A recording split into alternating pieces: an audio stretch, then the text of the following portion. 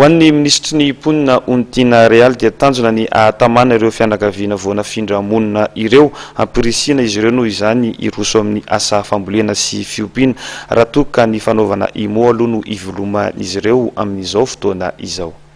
Fifanarahana nataon'ny ministeran'ny mponina sy ireo olona nafindra taty Andranomafeno tamin'ny 2024 mikasika ny hoe tokony ho azon'ireo olona ireo ny tany. Izay zavatra izay dia efa ataonay ao amin'ny ministeran'ny mponina amin'izao fotoana izao satria 5 taona ny fanarahana tamin'izany fotoana izany raha manaiky mijanona ty 5 taona dia lasa fananany tanteraka ny tany.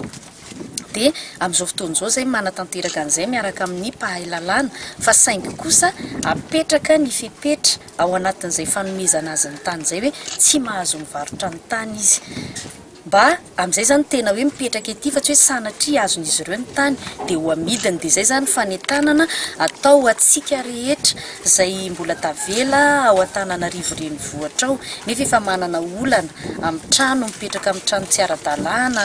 amin'ny tany tsy ara-dalàna entanitsika fa mbola malalaka aty Andranomafeno mbola afaka mandray mponina marobe aty Andranomafeno afaka mandray fianakaviana marobe ary efa feno ny fepetra amin'ny resaka fotodrafitrasa mba ahafahanareo tena monina sy mivelona tokoa aty Andranomafeno. Izany hoe hitantsika rehetra teo efa fotodrafitrasa goavana no efa napetraky ny ministeran'ny mponina sy ny fahina ara-tsosialy ary mifampivoarana ny diovavy eto Andranomafeno hatramin'ny taona 2024 mitatra